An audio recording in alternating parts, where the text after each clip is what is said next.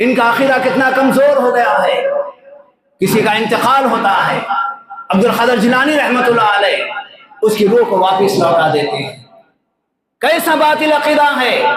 اور یہاں تک کہہ دیتے ہیں اللہ تبارک و تعالیٰ سیر کے دوران پھسل گیا تھا، عبد القادر جیلانی رحمۃ اللہ علیہ نے اپنے ہاتھ سے ان کو پکڑ لیا، اللہ کو گرنے سے بچا لیا، اسی لیے ان کا نام دستگیر کہلایا. دین میں بھی تبدیلی لانا چاہتی ہے، قرآن کے معنی اور مفہوم کو بدلنا چاہتے ہیں. قرآن کریم کی آیت ہے قل بفضل اللہ وبرحمتہ فبذلک فلیفرحوا هو خیر مما یجمعون. اللہ تبارک و تعالیٰ نبی صلی اللہ علیہ وسلم سے فرماتا ہے کہ اے نبی، یہ اللہ کا فضل اور یہ اس کی رحمت ہے.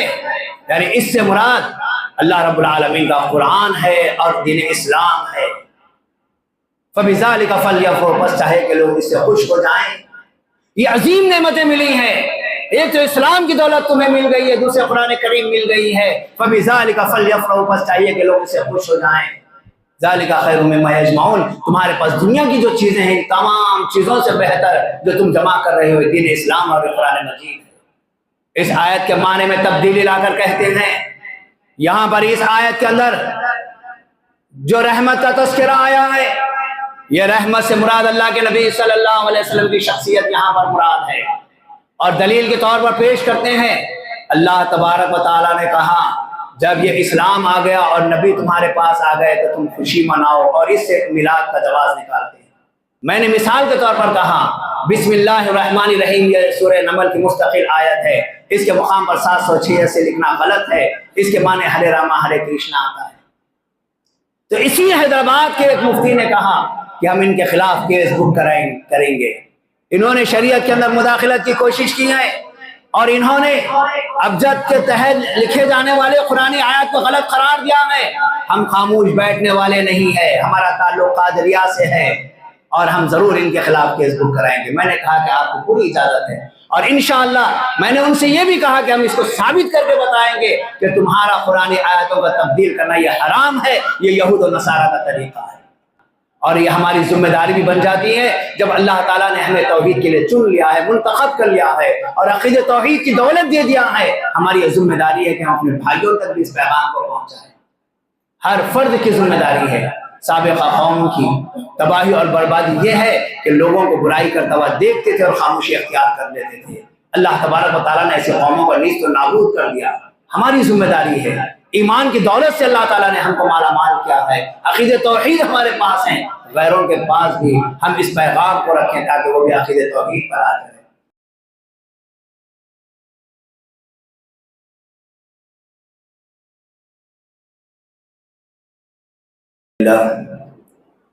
نحمده ونستعينه ونستغفره ونعوذ بالله من شرور أنفسنا ومن سيئات أعمالنا، من يهده الله فلا مضل له ومن يضلل فلا هادي له، وأشهد أن لا إله إلا الله وحده لا شريك له، وأشهد أن محمدا عبده ورسوله.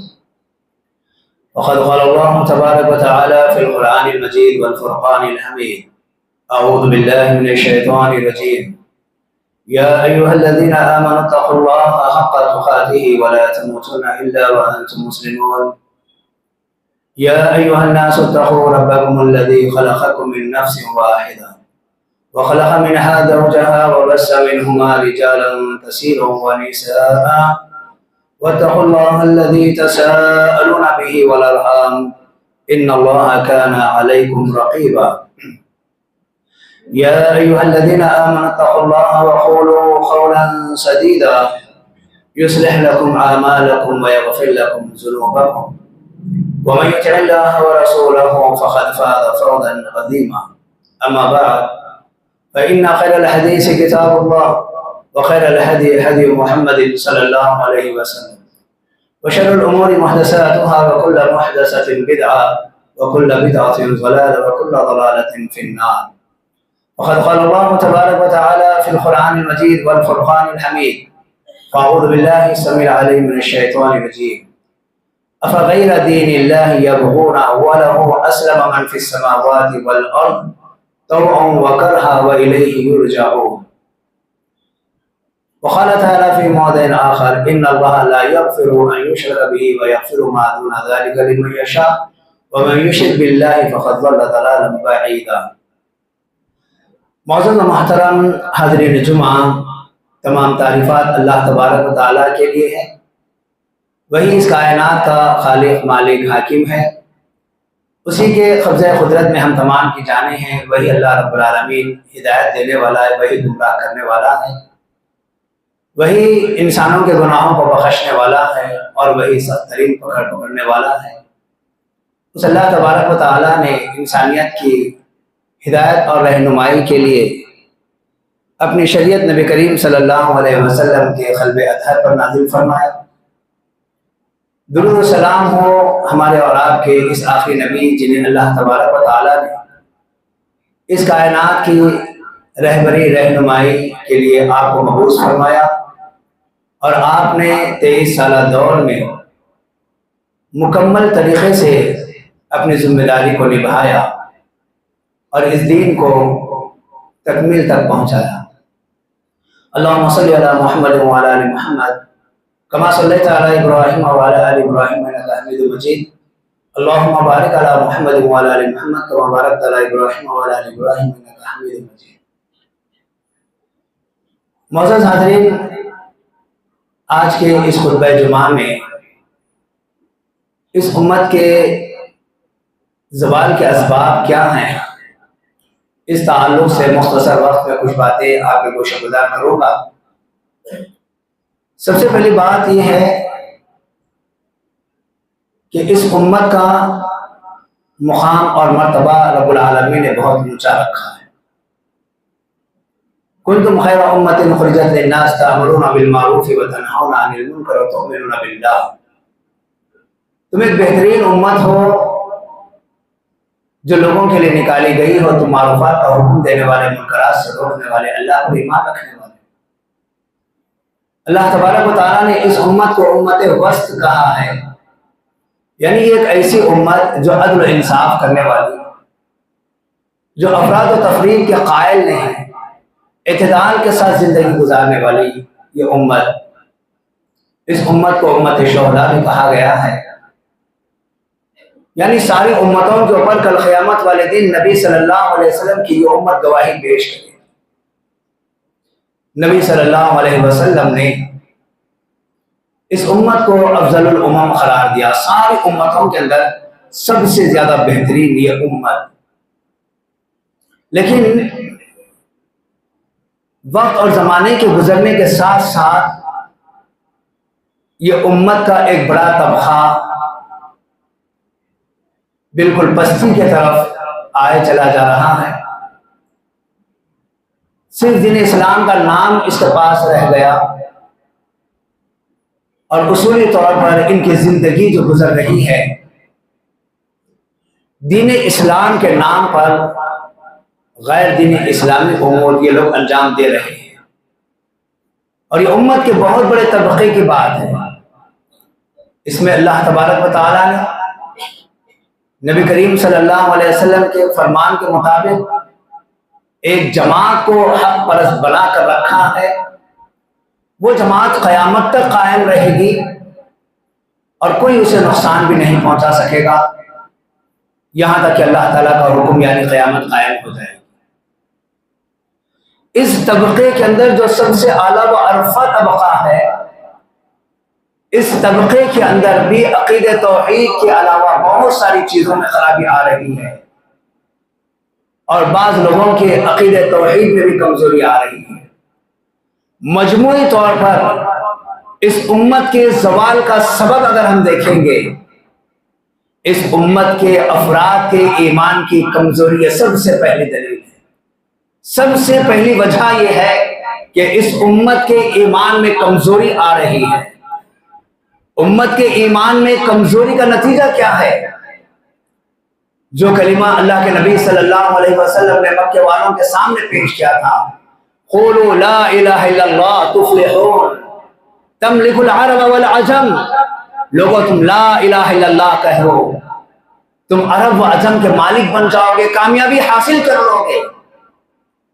اس کلمے کا معنی اور مفہوم جاننا ہر مسلمان پر لازم اور ضروری ہے۔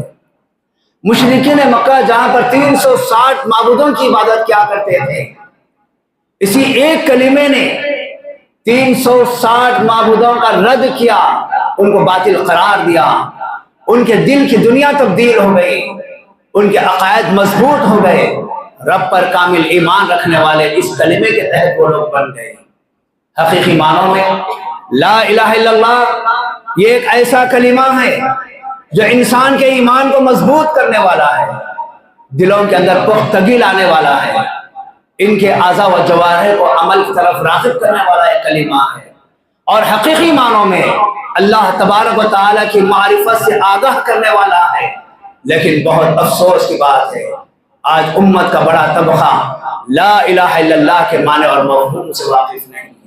اور اسی کلمے کا دوسرا جز محمد رسول اللہ، یعنی محمد صلی اللہ علیہ وسلم کے اللہ کے رسول ماننا اور تسلیم کرنا ہے۔ لیکن زبانی طور پر اکثریت محمد رسول اللہ کا کلمہ اپنی زبان سے ادا کرتی ہے، لیکن یہ نہیں جانتی کہ اس کلمے کیا کیا معنی اور کیا مفہوم ہے، اور یہ کلمہ کن باتوں کا تقاضا کرتا ہے۔ اس کلمے توحید کو نہ جاننا سب سے پہلی وجہ ہے کہ انسان کا ایمان کمزور ہو جاتا ہے۔ انسان اپنے رب کی عظمت کو نہیں جانتا، رب کے مقام کو نہیں جانتا، اپنے رب کے حق کو نہیں جانتا، تو کیا وہ اپنے ایمان کو مضبوط کرے گا؟ تو سب سے پہلی بات یہ ہے کہ وہ اپنے عقیدہ توحید کو مضبوط کرے، کلمے کا معنی اور مفہوم جانے۔ عزیزان محترم، دوسری بات، اس امت کے زوال کا سبب توحید کے معاملے میں غفلت برتنا، توحید کے معاملے میں غفلت برتنا، اللہ تعالیٰ کے حقوق کو مخلوق کے اندر تقسیم کر دینا۔ آپ ہم جانتے ہیں آئے دن واٹس ایپ فیس بک پر کیسے کیسے علماء کرام کے بیانات آ رہے ہیں، اور کیسے عجیب و غریب قسم کے بیانات ہیں، عقیدہ توحید سے ان کا دور کا بھی تعلق نہیں ہے۔ یہاں تک کہ بعض تو غلو کرتے ہوئے اولیاء اللہ کی شان کو اتنا زیادہ بلند کر دیے ہیں، اللہ تبارک و تعالیٰ کی قدرت کو گھٹا دیے ہیں۔ یہ ان کی توحید نہ ہونے کی وجہ سے یا توحید کا علم نہ ہونے کی وجہ سے آج امت اس طریقے سے ذلت اور رسوائی کا شکار ہو رہی ہے، اور بڑی تیزی کے ساتھ تباہی کی طرف جا رہی ہے۔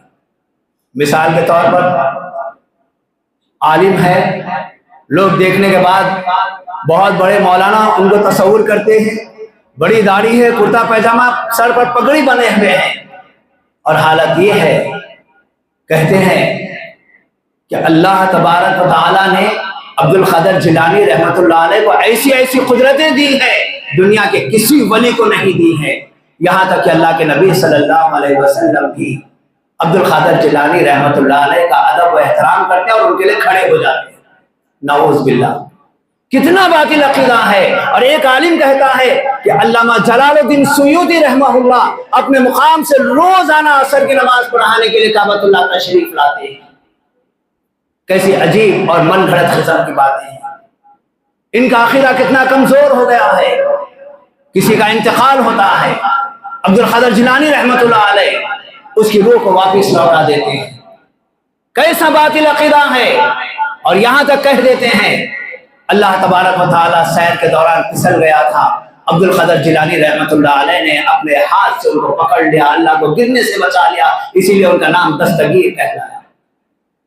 اللہ رب العالمین غوث ہے، یا حی یا قیوم برحمتک استغیث، یہ دعا نبی صلی اللہ علیہ وسلم نے سکھائی ہے۔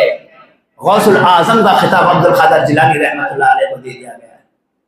توحید سے کتنی دور ہوتے چلے جا رہے ہیں۔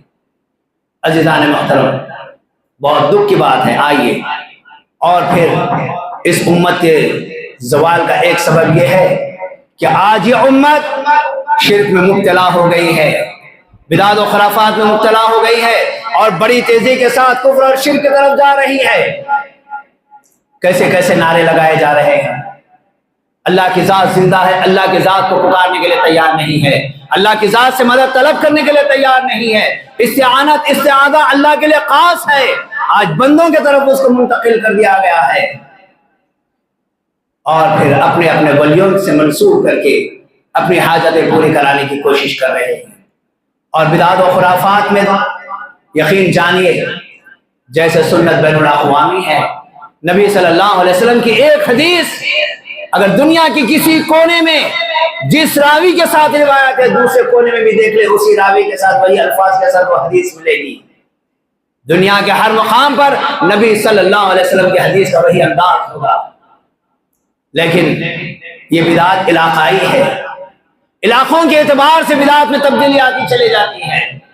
بدعت علاقائی بنتی چلی جا رہی ہے اور یقیناً یہ ہر علاقے کی الگ بدعت ہے کیونکہ یہ دین کا حصہ نہیں ہے, اس کا دین سے تعلق نہیں ہے. یہ وہ چیزیں جو دین کو نقصان پہنچانے والی ہیں. ہر مقام ہر علاقے کے اعتبار سے بدعت الگ الگ انداز سے کی جا رہی ہے. معزز حاضرین, امت آج جہاں شرک میں مبتلا ہوئی ہے وہیں پر بدعاتوں میں بھی مبتلا ہو گئی ہے. اور اس کے بعد اس امت نے یہود و نصارہ کے تحت جیسے یہود و نصارہ کی فطرت تھی آج امت بھی انہی کے نقش قدم پر چل رہی ہے. دین کے اندر بھی تحریف کرنا چاہتی ہے, دین میں بھی تبدیلی لانا چاہتی ہے, قرآن کے معنی اور مفہوم کو بدلنا چاہتے ہیں. قرآن کریم کی آیت ہے قل بفضل اللہ وبرحمتہ فبذلک فلیفرحوا هو خیر مما یجمعون. اللہ تبارک و تعالیٰ نبی صلی اللہ علیہ وسلم سے فرماتا ہے کہ اے نبی یہ اللہ کا فضل اور یہ اس کی رحمت ہے. یعنی اس سے مراد اللہ رب العالمین کا قرآن ہے اور دین اسلام ہے. فبذلک فلیفرحوا, بس چاہے کہ لوگ اس سے خوش ہو جائیں. یہ عظیم نعمتیں ملی ہیں. ایک تو اسلام کی دولت تمہیں مل گئی ہے, دوسرے قرآن کریم مل گئی ہے. فبذلک فلیفرحوا, بس چاہیے کہ لوگ اس سے خوش ہو جائیں. ذالک خیر مما یجمعون, تمہارے پاس دنیا کی جو چیزیں ہیں تمام چیزوں سے بہتر جو تم جمع کر رہے ہو دین اسلام اور قرآن مجید. اس آیت کے معنی میں تبدیلی لا کر کہتے ہیں یہاں پر اس آیت کے اندر جو رحمت کا تذکرہ آیا ہے یہ رحمت سے مراد اللہ کے نبی صلی اللہ علیہ وسلم کی شخصیت یہاں پر مراد ہے. اور دلیل کے طور پر پیش کرتے ہیں اللہ تبارک و تعالیٰ نے کہا جب یہ اسلام آ گیا اور نبی تمہارے پاس آ گئے تو تم خوشی مناؤ, اور اس سے میلاد کا جواز نکالتے ہیں. کتنے افسوس کی بات ہے, آپ نے قرآن کریم کے معنی کو تحریف کر دیا, آپ نے تبدیلی کی کوشش کر دی. اور ابھی حال میں ایک موقع پر انٹرویو کے دوران میں نے کہا کہ قرآن کریم کے الفاظ کو تبدیل کرنا, ابجد کے انداز میں حروف کو بدل کر کے گنتی کے اندر لکھنا یہ حرام ہے اور شریعت اس کی اجازت نہیں دیتی. میں نے مثال کے طور پر کہا بسم اللہ الرحمن الرحیم, یہ سورہ نمل کی مستقل آیت ہے, اس کے مقام پر 706 سے لکھنا غلط ہے. اس کے معنی ہرے راما ہرے کرشنا آتا ہے. تو اسی حیدرآباد کے ایک مفتی نے کہا کہ ہم ان کے خلاف کیس بک کریں گے. انہوں نے شریعت کے اندر مداخلت کی کوشش کی ہے اور انہوں نے ابجد کے تحت لکھے جانے والے قرآنی آیات کو غلط قرار دیا ہے. ہم خاموش بیٹھنے والے نہیں ہیں, ہمارا تعلق قادریہ سے ہے اور ہم ضرور ان کے خلاف کیس بک کرائیں گے. میں نے کہا کہ آپ کو پوری اجازت ہے اور انشاءاللہ میں نے ان سے یہ بھی کہا کہ ہم اس کو ثابت کر کے بتائیں گے کہ تمہارا قرآنی آیاتوں کا تبدیل کرنا یہ حرام ہے, یہ یہود و نصارہ کا طریقہ ہے. افسوس کی بات ہے آج کیسے کیسے طریقے سے دین اسلام کے اندر تحریف اور تبدیلی لائی جا رہی ہے. قرآن کریم کی بہت ساری آیتیں ہیں. ویسے اگر آپ حدیث میں دیکھیں گے رفع الیدین کا باب ہے, مصنف ابن عبد الرزاق کے اندر یرفع یدیہ, اپنے دونوں ہاتھ اٹھایا کرتے تھے. تو حیدرآباد سے 1980 میں جو مصنف عبد الرزاق چھپی تھی اس کے اندر یرفع یدیہ کے الفاظ ہیں, اور وہی لاہور سے جو مصنف ابن عبد الرزاق چھپی اس کے اندر لفظ لا بڑھا دیا گیا, لا یرفع, ہاتھ نہیں اٹھاتے تھے. یہ احادیث کے اندر تبدیلی کرنے والے اس امت کے افراد ہیں, ایسے دین اسلام کے اندر یہ تبدیلی لا رہے ہیں. اور رفع الیدین کے مسئلے میں حدیث کو غلط انداز سے پیش کیا گیا. سلام والی حدیث کو لا کر رفع الیدین کے باب میں داخل کر دیا گیا. اس طریقے سے دین کے اندر تبدیلی کرنے کی کوشش کر رہے ہیں, اور امت کے اندر جب تک ایسے افراد رہیں گے یہ امت تباہی کا شکار ہوگی. عزیزان محترم, اگر ہم غور کر کے دیکھیں اللہ ذوالجلال والاکرام نے اس کائنات میں ہم کو پیدا کیا, اس کائنات میں ہم کو پیدا کیا اور پھر ہمیں دین اسلام کی نعمت سے نوازا. اللہ نے ہمیں قرآن مجید ہمارے لیے قرآن مجید کو نازل کیا، خیر امت ہم کو بنایا، اس کے باوجود بھی ان عظیم نعمتوں کے حاصل کرنے کے بعد آج ہم دین اسلام کے علاوہ کسی اور چیز کو چاہنے لگ گئے ہیں۔ افغیر دین اللہ یبغون ولہ اسلم من فی السماوات والارض طوعا وکرہا والیہ یرجعون، کیا یہ لوگ اس دین اسلام کے علاوہ کوئی اور دین چاہتے ہیں، کوئی اور دین کے لوگ تلاش میں ہیں، جبکہ یہ آسمان، یہ زمین اور ساری چیزیں خوشی بخوشی یا ناراضگی کے ساتھ یا تکلیف کے ساتھ اللہ تعالیٰ کی طرف ہی رجوع ہیں، سب کے سب اللہ کی طرف فرما بردار ہیں، وَإِلَيْهِ يُرْجَعُونَ، اور ان تمام کو اسی کی طرف لوٹ کر جانا ہے۔ معزز حاضرین، ذرا غور کر کے دیکھیں، اس کائنات کے اندر ہم ہمیشہ رہنے کے لیے نہیں آئے ہیں، یہ باقی رہنے والی زندگی نہیں ہے، یہ دارالعمل ہے، یہاں پر عمل کرنا ہے، اپنے اعمال کی اصلاح کرنا ہے، اپنے آپ کو سدھارنا ہے، رب کو راضی کرتے ہوئے اس اخروی دنیا میں داخل ہونا ہے، اور وہاں پر اللہ رب العالمین سارے لوگوں کو اکٹھا کرے گا، ساری مخلوقات کو اکٹھا کرے گا، اور جن و انسان سے اللہ رب العالمین حساب و کتاب دے گا۔ آج ہم جو دین سے دور ہو رہے ہیں، اس کی ایک وجہ ہماری دنیا پرستی ہے، ہماری دنیا پرستی ہے، ہم نے اس دنیا کو اصل دنیا سمجھ لیا ہے، ابدی دنیا ہم نے اس کو سمجھ لیا ہے، اس دنیا کے عیش و آرام کے خاطر اور اس دنیا میں اپنے پیٹوں کو بھرنے کے خاطر دین اسلام کے خلاف نئے نئے ہتھ کنڈے رچے جا رہے ہیں، نئی نئی چیزوں کو ایجاد کیا جا رہا ہے، نئے نئے امور کو انجام دیا جا رہا ہے جس کا شریعت سے کوئی تعلق نہیں تھا۔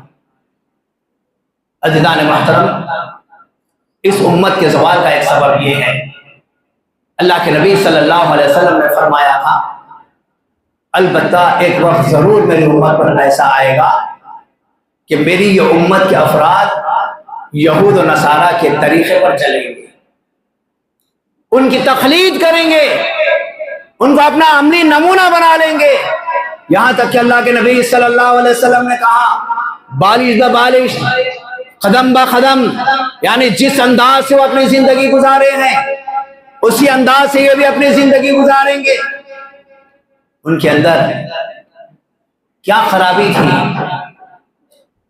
ان کی خرابیوں کا اللہ رب العالمین نے ذکر کیا کہ ان لوگوں نے اپنی زندگی کے اندر برائی کرنے والوں کو برائی سے نہیں روکتے تھے، آج وہ بات ہماری امت کے اندر موجود ہے، اور ان کے تعلق سے رب العالمین نے کہا کہ وہ لوگ حد سے زیادہ تجاوز کرتے ہوئے کفار و مشرکین کو اپنا دوست بنا لیں گے۔ آج وہ چیز ہمارے اندر آ گئی ہے، آج ہماری دوستی ان لوگوں سے بہت زیادہ گہری ہو گئی ہے۔ معزز حاضرین، ابھی یہ جو مہینہ گزر رہا ہے یہ ربیع الاول کا مہینہ ہے، اور اس کے اندر جو بدعات و خرافات شروع ہوئی ہے آپ اس کے تعلق سے بخوبی جانتے ہیں، اس کا اسلام سے کوئی تعلق نہیں ہے، شریعت سے اس کا کوئی تعلق نہیں ہے، اور اس کے لیے بڑی بدبختی کی بات یہ ہے، دلائل میں ابو لہب کا واقعہ بیان کرتے ہیں، اللہ کے نبی صلی اللہ علیہ وسلم کی پیدائش پر ابو لہب کی لونڈی سویبہ نے ابو لہب سے کہا کہ آپ کے بھائی عبداللہ کے گھر لڑکا پیدا ہوا ہے، تو ابو لہب خوشی کی وجہ سے اپنی اس لونڈی کو آزاد کرتا انگلی سے اشارہ کرتا ہے، کہتے ہیں کہ ہر پیر کے دن، کیونکہ نبی صلی اللہ علیہ وسلم کی پیدائش پیر کو ہوئی، ہر پیر کے دن جہنم میں اس کی انگلی سے پانی ٹپکتا ہے اور وہ اپنی انگلی منہ میں رکھ لیتا ہے اور اس کے عذاب میں تخفیف کر دی جاتی ہے۔ یہ مسجدوں سے بیان کیا جاتا ہے، منبر رسول سے یہ بات بیان کی جاتی ہے، حقیقت میں اس کا حدیث سے کوئی تعلق نہیں ہے، یہ واقعہ من گھڑت واقعہ ہے، اور ایک عالم نے یہاں تک کہہ دیا کہ میں بخاری اور مسلم سے یہ واقعے کو ثابت کروں گا، جبکہ امام بخاری رحمۃ اللہ علیہ نے اس واقعے کو کہا کہ یہ بالکل موضوع روایت ہے، اس کا اسلام سے کوئی تعلق نہیں ہے۔ ایسا بدبخت دشمن جو اللہ کے نبی صلی اللہ علیہ وسلم کو اذیتیں پہنچاتا رہا، جس نے نبی صلی اللہ علیہ وسلم کے لیے بد دعا کی، اللہ نے اس کے تعلق سے سورہ لہب نازل کیا۔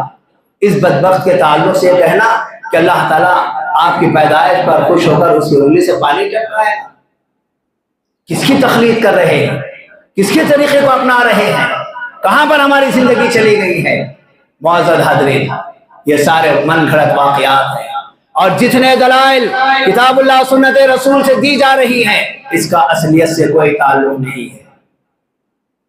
600 ہجری کے بعد مظفر الدین جو موصل کا حکمران تھا، اس نے اس چیز کو ایجاد کیا، سارے شہر میں اعلان کیا، 20 بڑے بڑے قبے بنوائے، اس میں چراغاں لگانے کا حکم دیا، اور عام اعلان کیا کہ نبی صلی اللہ علیہ وسلم کا جشن منایا جائے آپ کی پیدائش پر، اور اس کے لیے یہ ربیع الاول سے لے کر یکم ربیع الاول سے لے کر 12 ربیع الاول تک اس جشن کا اہتمام کیا جائے۔ اور بعض واقعات میں یہ ہے کہ اس نے 10 دن یہ اہتمام کیا، 12ویں دن کو وہ نبی صلی اللہ علیہ وسلم کی وفات کا دن مانا کرتا تھا، اور لوگوں کی تسلی کے لیے روزانہ بعد نماز عصر اپنے دوست احباب کے ساتھ ایک بہت بڑی ٹیم کو لے کر ایک بڑے میدان میں جہاں پر 20 قبے تیار کیے گئے تھے، یعنی بڑی بڑی گنبدیں بنائی گئی تھی جس میں چراغاں لگائے گئے تھے، یہ وہاں تشریف لے جاتا، ان کے ساتھ وقت گزارتا، اور بسا اوقات رات بھر لوگوں کے جشن میں یہ بھی شریک ہو جاتا۔ اور ابھی 2 دن باقی رہتے تو اطراف و اکناف سے اونٹ منگواتا، گائے منگواتا، بکرے منگواتا، اور 8 ربیع الاول کو یہ جانوروں کو ذبح کراتا، اور 3 قسم کے پکوان کرتا، ایک اونٹ کا پکوان، پھر گائے، پھر اس کے بعد بکرے، اور لوگوں کو کھانے کے لیے آزادی سے چھوڑ دیتا۔ یہ بدعت جو نازل ایجاد ہوئی ہے، یہ 600 کے بعد، 600 ہجری کے بعد یہ بدعت نازل ہوئی ہے، آج یہ دین کا حصہ بن گئی، اہتمام اس کا ہو رہا ہے، اور سیاسی سطح پر اس کی پشت پناہی کی جا رہی ہے، ایسی بدعتوں کو سراہا جا رہا ہے، اور جیسے گنیش کے منڈپ لگتے ہیں، جیسے اسٹیج ان کے لگتے ہیں، ویسے اسٹیج اس کے لگ رہے ہیں، جیسے ڈی جے وہاں پر بجتے ہیں ویسے ڈی جے یہاں پر مسلمان بجا رہے ہیں، اور وہ لوگ روڈوں پر وہ تماشا نہیں کرتے جو مسلمان قوم کے بچے وہ تماشا کرتے ہیں۔ آپ نے ساری چیزیں اپنے آنکھوں سے دیکھا ہے، کیسی عجیب و غریب حرکتیں کی گئی ہیں، کئی بچوں کی جانیں بھی گئی، کئی بچوں پر ان کی شرارتوں کی بنیاد پر کیسز بھی بک ہوئے، اور کتنے مسلمان ایسے ہیں جو ان جلوسوں میں شریک تھے جنہوں نے نمازوں کو ادا کیا ہے۔ شریعت اسلامیہ کا کھل کر مذاق اڑانا، غیروں کی طرح اپنے سروں پر پٹیاں باندھنا، اپنے چہروں پر کلر لگا لینا، یہ سب غیروں کا طریقہ ہے، آج مسلمان قوم یہ کام انجام دے رہی ہے۔ اور بڑے افسوس کی بات یا تعجب کی بات یہ ہے، اگر ہم ان چیزوں کو روکیں تو ہم پر لعن طعن کی جاتی ہے۔ آپ نے دیکھا عیدگاہ بلالی میں بریلویوں نے نماز پڑھی، وہ عیدگاہ دیوبندیوں کا ہے، انہوں نے خطرہ محسوس کیا کہ ہمارے اس عیدگاہ میں اگر بریلوی آ کر نماز پڑھیں گے ہم دیوبندیوں کو وہاں سے ہٹا دیا جائے گا، فوراً انہوں نے کیس کر دیا۔ ایک عرصے دراز سے مکہ مسجد کے اندر نماز ہو رہی ہے، خطبہ دیا جا رہا ہے، وہاں کے لیے زبانیں کیوں نہیں کھل رہی، وہاں کے لیے کیوں بیان جاری نہیں کیا گیا؟ آج ایک گراؤنڈ آپ کا اپنا گراؤنڈ ہے، آپ اس میں نماز پڑھتے ہیں، اس کے جانے اور ضائع ہونے کا خوف اور خدشہ لائق ہوا، فوراً آپ آگے بڑھ گئے، اور یہاں پر وہی بدعت جاری ہے، آپ اس کے لیے خاموش بیٹھے ہوئے۔ کب تک ہم ایسی حرکتیں کریں گے؟ غرض یہ آپ اللہ تعالیٰ کا شکر بجا لائیے کہ اللہ تبارک و تعالیٰ نے آپ کو اس سے محفوظ رکھا، آپ ان بدعتوں کا ساتھ دینے والے نہیں ہیں، اللہ نے آپ کے اندر ایمان کی رمق باقی رکھی ہے، غیرت اللہ رب العالمین نے دی ہے، اس کی قدر کیجئے۔ اللہ نے ان سارے بدعتوں سے ہٹا کر رکھا ہے، اسلام کا صحیح عقیدہ آپ کے دلوں کے اندر پیوست کر دیا ہے، اس کی لاج رکھیے اور کوئی کام ایسا نہ کیجئے جس سے ہمارے اسلام پر حرف آتا ہے۔ اور یہ ہماری ذمہ داری بھی بن جاتی ہے جب اللہ تعالیٰ نے ہمیں توحید کے لیے چن لیا ہے، منتخب کر لیا ہے اور عقیدہ توحید کی دولت دے دیا ہے، ہماری یہ ذمہ داری ہے کہ ہم اپنے بھائیوں تک بھی اس پیغام کو پہنچائیں۔ ہر فرد کی ذمہ داری ہے۔